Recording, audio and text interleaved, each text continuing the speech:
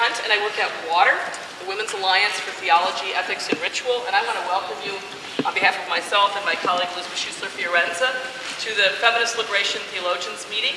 And this is pushing 20, but not quite there yet. I think this is 18, which is really quite amazing over the last almost 2 decades that we've been doing this. So I'd like to welcome each and every one of you to this meeting. Invite you. But now I need to go to my special task to introduce the speakers of today. And as Mary already said, they will introduce concepts and that have shaped, and scholars that have shaped their own thinking. First one to my left, far out, is Professor Monica Melanchthon, who is Professor of Old Testament, a member of the United Faculty of Theology at University of Divinity in Melbourne, in Australia. She is a graduate at the United Theological College, Bangalore, and the Hilton School of Theology at Chicago.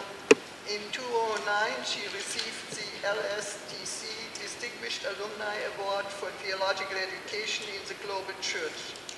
Dr. Melanchthon belongs to the Andhra Evangelical Lutheran Church in India. She is an active member of the Society of Biblical Literature and sits on the advisory board of its International Cooperation Initiative. Monica is currently the co-editor general of the online publication series International Voices in Biblical Studies. She is on the editorial boards of several journals, including Dialogue. She also is the secretary to the Society of Asian Biblical Studies, and I'm glad to say we are long years colleagues and friends.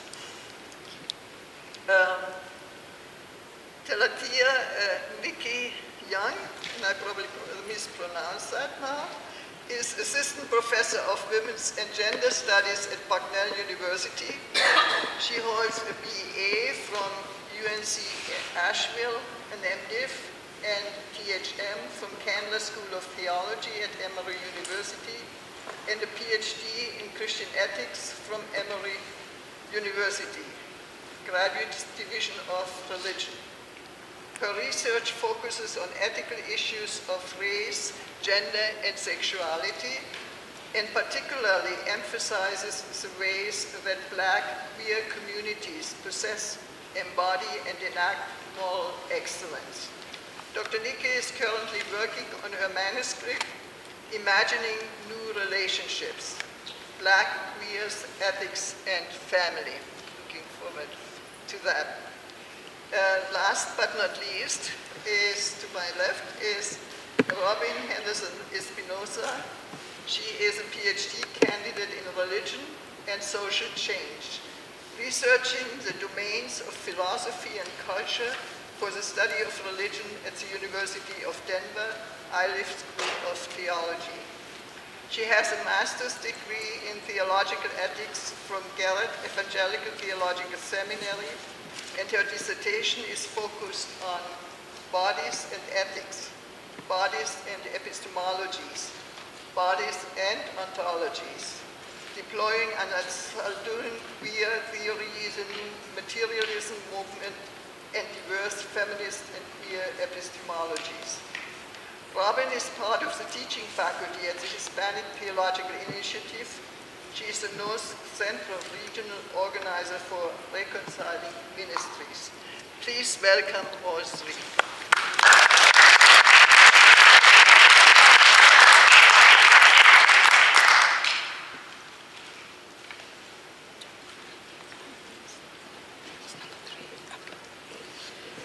Again, my name is Nikki Young, and I'm really excited to see all of you here, and I appreciate you taking the time to listen to us talk about the motivations that we have for the work that we do and the degree to which we have been shaped by other scholars in the field.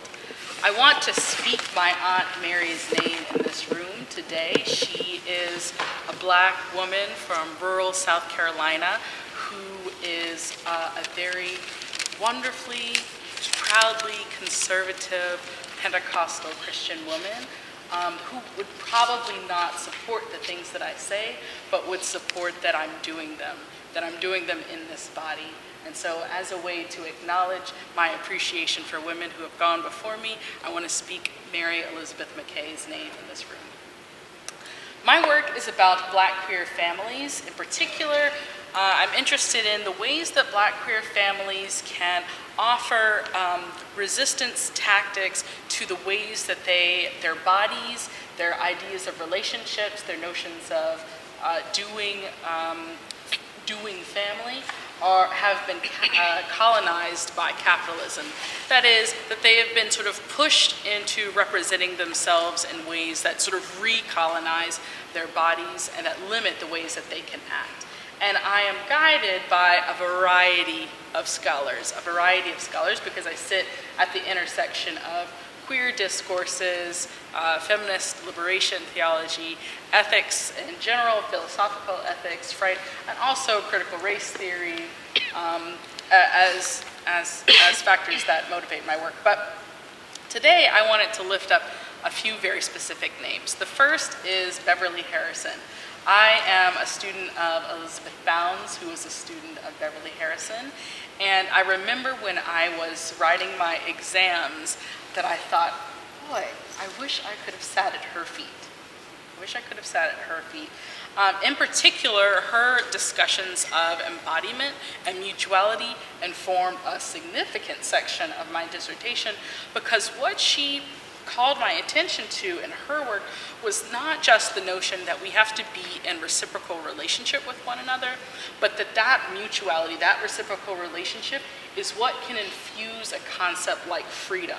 So I recently wrote a piece on, actually for JFSR, wrote a piece that talked about Valerie Saving's work, and it turned the notion of freedom from being something that is individual to something that is created in community. And I was thinking of Beverly Harrison's work there as a motivation for that. That is, that we are people who can be much more liberated when we are forced to think about how to be in relationship with one another than we are when we're protecting ourselves from each other. So her work in that way is really significant for me.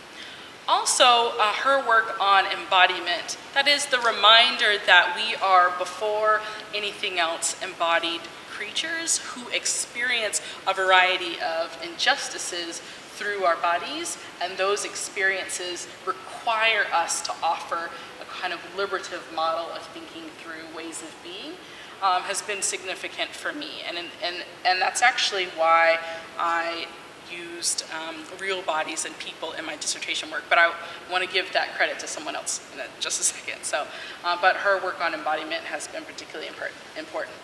So Tracy West is the second person whose name I want to introduce to this space, who is also a student of Beverly Harrison. She wrote several things, but in particular her book, Disrupting Christian Ethics, Race, Why, Disruptive Christian Ethics, Racism and Black Women's Lives Matter. Yes. She focused on the social realities of domestic violence and racism, not just as something with which Black women ought to contend as ethicists, right? But something that is a part of Christian ethical discourse. Doing that work, Tracy West argues, is something that makes all of us better as ethicists because it forces us to think about structural issues with which we collude in other situations like patriarchy, racism, violence in general, right? So we collude with those things on sort of large scales in a variety of ways. On one hand, a kind of notion of US exceptionalism that allows us to support concepts of war that manifest in interpersonal interactions, for example, or patriarchy that we allow for in a heteropatriarchal kind of supportive relationships, but then that show up violently in households, racism that is infused by classism that we ignore based on our experiences of privilege, but once we sort of recognize how those things manifest in interpersonal relationships, will illustrate to us in a variety of ways how this isn't just a conversation about which Black women should be invested.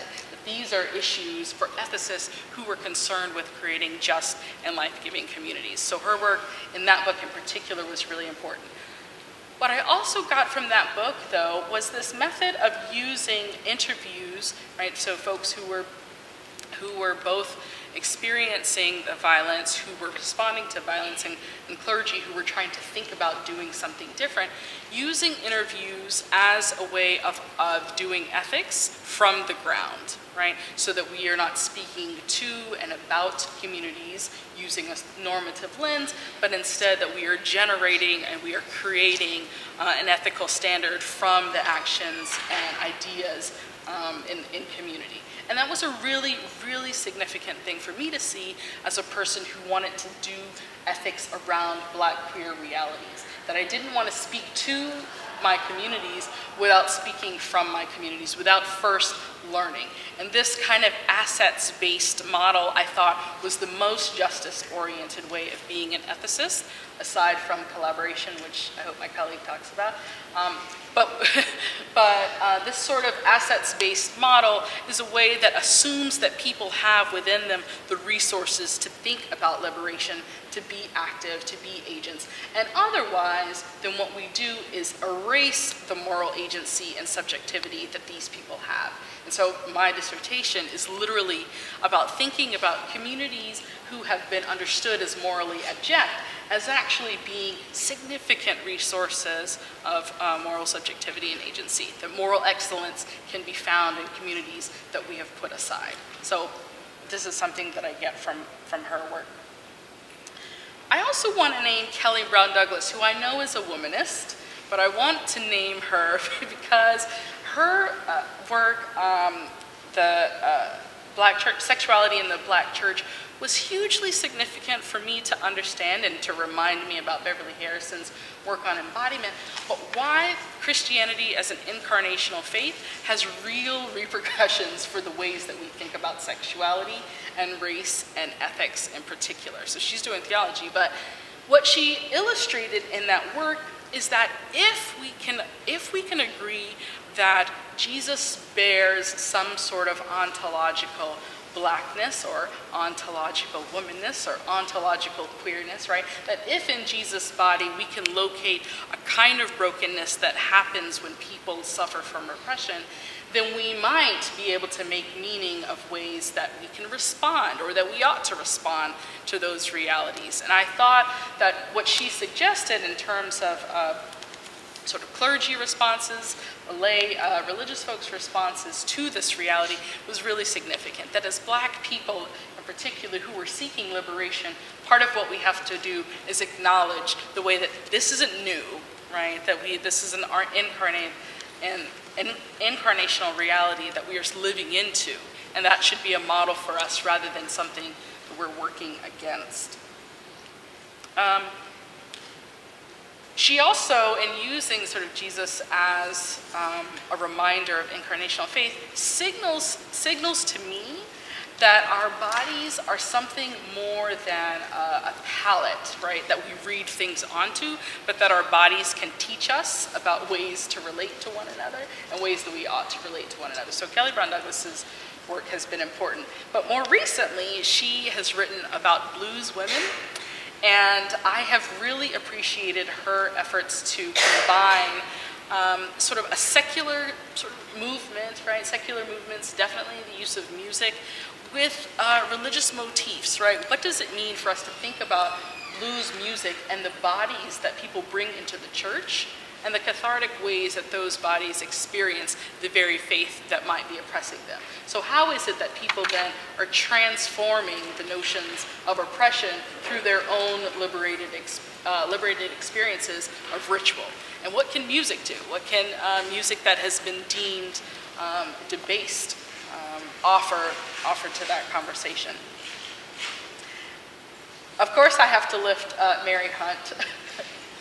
And I don't know if this is awkward, but I just want to say that her work models the necessity of blurred lines between practicing and theologizing. In particular, what she illustrates through the work in water, through her collaborations, right, her focus on being intergenerational and including folks, her international focus, multifocal justice work, all of those things call me to task when I'm sitting in my office thinking about the one problem that I need to work out with my students, right? The single issue that I need to fix. I am reminded of Mary Hunt's idea that we have to be working on lots of things at the same time, that single issue politics is not going to be liberating, right? That instead, multifocal politics that draws from multiple resources is actually the best way to go, and it's a particularly feminist way to go, right? It builds on the collective rather than the individual. And so when I'm in my office thinking that the world is on my shoulders, I think, no, Mary Hunt has the world on her shoulders. So the last thing I want to say is that, you know, Rebecca Alford is in the room, and I never speak in public and acknowledge folks without acknowledging Rebecca Alford. And in particular, she wrote Like Bread on a, I don't know why this always makes me cry every time. Like Bread on a Seder plate, and I hadn't read it, and she saw me speak and reached out to me and said, hey, have you heard of this book? And when she reached out and shared with me work that she had done, both with pride, but also because she knew it would be helpful to me, she modeled the kind of mentorship that I think is a part of feminist pedagogy, feminist scholarship, and certainly the building of relationships, a mutuality that I think intergenerational, not that we're that different a generation, but that intergenerational sort of collaboration that's necessary. So I always want to give thanks when Rebecca Alford's in the room. Thank you so much for listening.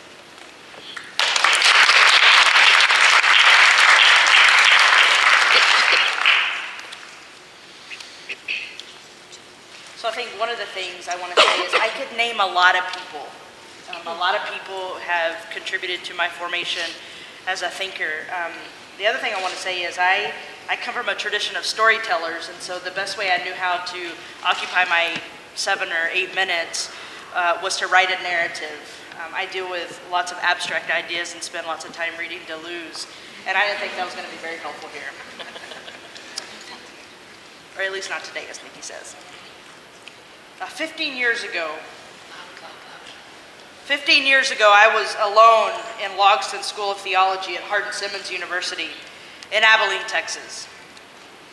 I didn't have any teachers who looked like me in terms of gender, race, and or sexuality. The students who occupied the classroom didn't look like me either. Tired of this, I turned to feminist theology to find voices and contours of lives who might resemble my own life, which was at the time and still is queer, mixed race, and gender nonconforming. I began with Mary Daly. I would bring her books to class with me, who gave me the theoretical and philosophical insights to challenge the existing patriarchy, which was the dominant narrative and discourse in the School of Theology. Following Mary Daly, I turned to Rosemary Radford Ruther and our own Elizabeth Schussler-Fiorenza, whose work helped me to systematize my thinking. But I still wasn't reading folks who looked like me or came from my racial and cultural background, which was Texas Campesino and Mexican. If you don't know, Campesino refers to peasants or marginalized folks who live in rural areas, and this was my upbringing in Texas. Having read the mothers of North American feminist theology, I left Texas for the big city of Chicago to pursue graduate work. Unknown to me, I would be introduced to Latinas and Chicanas who were writing Chicana feminist theory. Finally, I found women authors who looked like me, and to my surprise, they were also marginalized because of their sexuality. I spent several years reading Chicana feminist theory and departed from the discourse that traditionally informs Christian theology and ethics. I found that Chicana feminist theory used themes that could easily inform my work in theology and ethics, and I readily began weaving in these authors. But there was one author in particular whose life and work mirrored my own. Her name was Gloria Anzaldúa, and her work revolutionized my own thinking and scholarly commitments. Her work continues to compel me, and in many ways, I am an Anzalduista. My commitments to the study of religion, theology, and ethics are concretely inspired by the work of Gloria Anzaldúa. She uses indigenous religions of Latin America, expanded ideas of myth, sex, sexuality, gender, and philosophy poetry to create her theories. In many ways, Anzaldúa has mobilized my own thinking for the ways in which I approach the study of religion, theology, and ethics. I no longer am tied to stabilized ideas regarding religion, but rather see Anzaldúa's insistence on new forms of bodies, I'm really into bodies, relationality, and ethics as a way to rethink normative ideas concerning religion, theology, and ethics. In fact, if we were to take the doctrines of the church and read them with Anzaldúan lenses, we would unmask a very different idea concerning religion that is not dependent on Western rationality or dualistic thinking. Anzaldúa provokes a new form of thinking that is non-oppositional and radically inclusive, privileging a radical sense of connection with all things. You see, she is a bridge that unites difference and motivates radical inclusion in all things by displacing the speciated divide in her theories. She is not tied to humanism in the same way that other feminist theorists and philosophers are. She points toward a post-humanist theory of reality, knowledge, and being that radicalizes philosophy, religion, theology, and ethics. It's Anzaldúa's work that ignites a deeper commitment to new forms of being and becoming in the world. She diffractively theorizes across multiple disciplines and is one of the first to deploy what is now known as intersectionality. While she never uses this term, liberation or intersectionality, her work should be considered as the beginning of feminist liberation theology. Failing to recognize Anzaldúa's contribution to feminist liberation theology is also failing to recognize the fullness of feminist liberation theology and how this genre of theological and ethical thinking betrays normative disciplinary boundaries and provokes radical social change. While Anzaldúa is the primary thinker who has shaped and continues to shape my own commitments, there are of course others who have inspired my, quote, thinking from the margins. Marcela Altas-Reed, philosopher Ophelia Schutte, critical social theorist and fellow Anzalduista, Ana Louise Keating, and my own hermana, Nikki Young. I could go on to list the continental philosophers and other feminist types who have shaped me, but I want to spend time on what has emerged as a result of engaging with two people, Nikki Young and Ana Louise Keating, that has motivated a new commitment to collaboration, new forms of methodology, and writing. While in my doctoral program, that I almost finished with, I had the fortunate experience of participating in the first institute of the Human Rights Campaign Foundation Mentorship Program, Summer Institute for Religious and Theological Study, which is where I met Rebecca Alpert. It was during this week, the summer of 2010, that I met Nikki and our collaborative commitments began to take root. I realized that being an activist scholar means that I need to not only have my varying communities as points of departure, but I also needed to develop relationships that help me contribute to my communities. Working and writing with Nikki has done just that. While some of our writing sessions are a bit unorthodox and border on binge writing, and I might add that they are always mediated by Skype or Google Hangout, we don't live near one another, we have found ways to collaborate and contribute to the emerging discourse on queer ethics that takes our commitments of relationality seriously. In many ways, our collaborative commitments are an ethical orientation, something that is radically different and other than how academics are traditionally socialized. We take great care in developing strategies that not only queer the current standards of what is accepted as academic by actively pursuing collaborative projects, but we also know that the work that we are doing now shapes the future of collaborative scholarship, especially in the field of religion. I think these types of relationships not only motivate, but also activate radical social change that begins at the ground level, with real bodies struggling to deploy theories that are liberative for all. Another person who has significantly contributed to my becoming an activist scholar is Ana Louise Keating. Ana Louise Keating is foremost known as the top Anzaluan scholar in the world. While I know this is true, Ana Louise treats me as an hermana. In many ways, we are compañeras, or companions, as we both are seeking to further develop Anzaluan thought and theory. In many communities of color, companions take on certain functions. For me, Ana Louise is like my writing and thinking comadre, one who helps me give birth to both my thinking and my writing. Another way to say this is that she is like my midwife. And likely most important, we are friends. As we both are people of color who come from different racial and ethnic backgrounds, we find ourselves radically connected to the ways that Anzalua inspires us and motivates us to do work that matters. In many ways, Anzalua is a relational bridge and source for us that in turn activates critical and creative thinking as we explore in greater depth the work that Anzalua has done. This has become another form of collaboration that I think is rare in the Academy. What these two relationships highlight for me, and I hope speak to others, are the ways that queerness can motivate really compelling work. Scholarship that can literally help save lives by enacting new relational dynamics and generative forms of intimacy.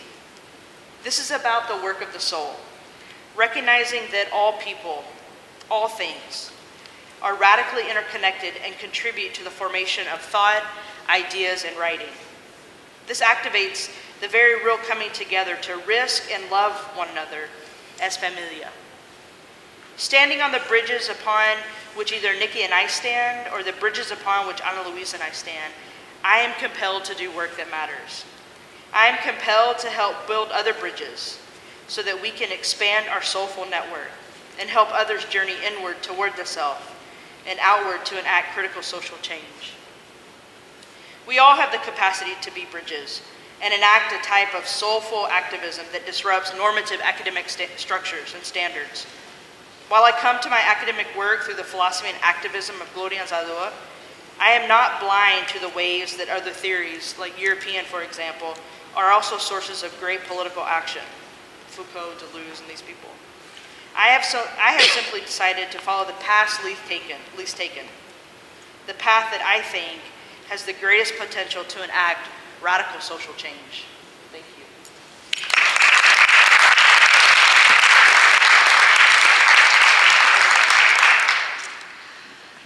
When I received the invitation to attend this session, the word that Mary Hunt had used was an invitation to young scholars, and I wrote back to her and I said, I don't fit that category. The previous speakers, I think, fit that bill very well. Having said that, this has been a good exercise for me to try and reflect upon factors and individuals and writings that have influenced my own work in biblical studies. But before I start narrating to you who they are or what that might be, I just wanted to say that feminism or feminist consciousness has no beginning or origin in India. I say this because it has always existed as an emotion. It has existed as an anger deep within women and has flowed in and out of our lives, our consciousness, and our actions.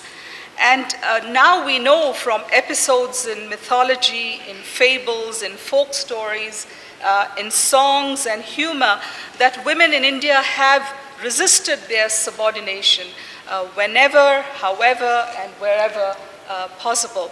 But of course, we as Indian women being educated within theological colleges did not know this until we were introduced to feminist theology from the West.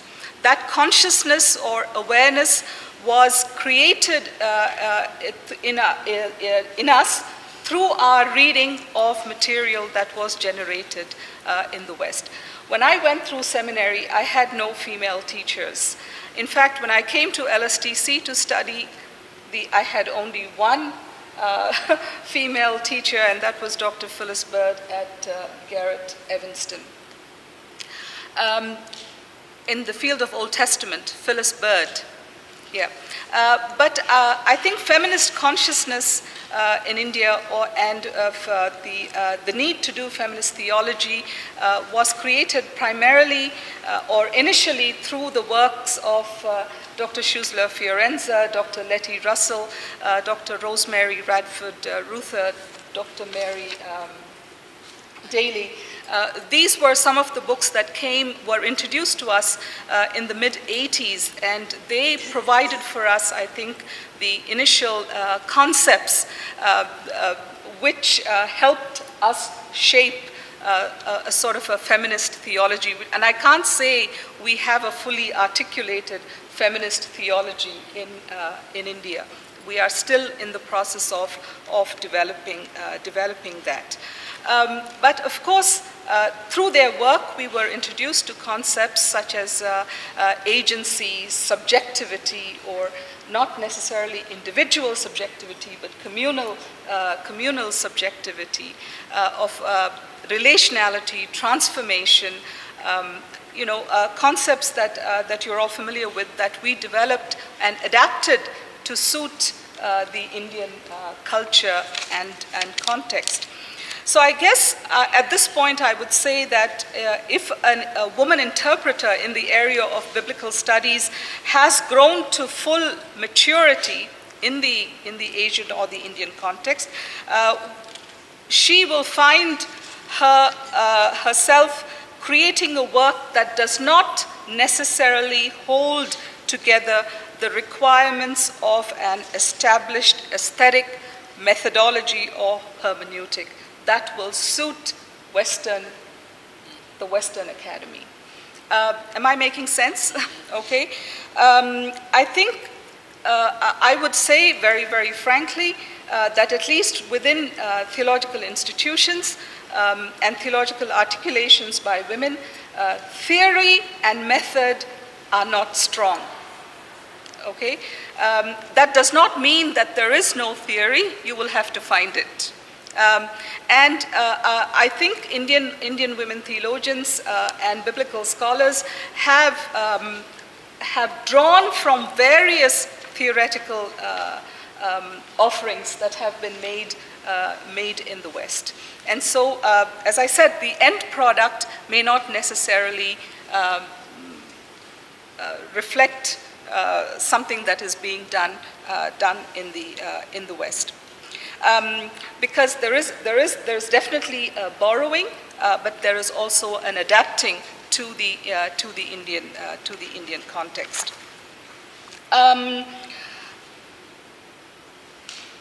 I would like to uplift here, besides the names that I have mentioned, the work done, the offering made by Laura Donaldson, and her emphasis that we cannot overlook the material specificity of gender and assign women's place within gender ideology according to the mechanizations of an ahistorical patriarchy.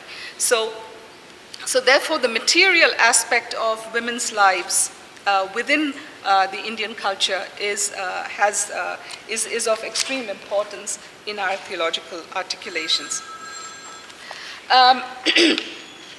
I think through this awareness that has been created about feminist issues, there has also been a discovery of our own native sources that can contribute to the articulation of feminist positions in our cultures. And it is because of that I would like to here talk about the contributions made by several Indian feminists, most of them in the secular field, of course, whose work is now impacting those of us within religion or within the church.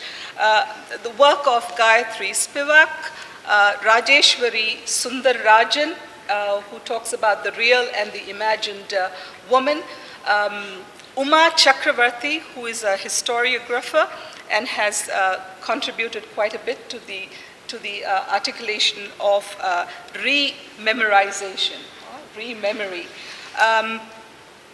And within theology, the German woman who has made India her home, Gabriela Dietrich, Aruna Jnanadasan, are some of the women who are contributing to the articulation of feminist theology. But I think what makes Indian feminist theology, what could provide uniqueness to Indian feminist theology, is the problem of caste in India, and I think the most direct and accessible way in which the silence and misrepresentation of Dalit women has been countered is through attending to Dalit life narratives. And Sharmila Rege is a Dalit scholar who has contributed to this area. So she uplifts the whole concept of testimonials, which forge a right to speak both for and beyond the individual, and contest explicitly and implicitly the official forgetting of histories of caste, oppression, struggles, and resistance. And I think what is proving to be beneficial for us is to uplift these Dalit life narratives of women who are, and then bring them into conversation with traditional Christian concepts and into conversation with the biblical text to see what will arise out of that. Okay. Okay.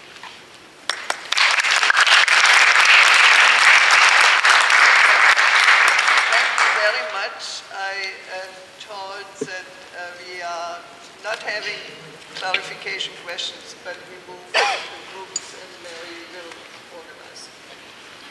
Thank you very much to our speakers. It's amazing, isn't it, what variety and what depth and creativity goes into this work. I'd like to invite us, instead of going to the usual questions and answers, to begin to talk with each other, both about what our presenters have laid on the table and what we also find in our own work, some of the roots, some of the legacy, whose work has shaped and influenced our own. Begin to think about how we might map some of this. I think it's really an exciting collective project.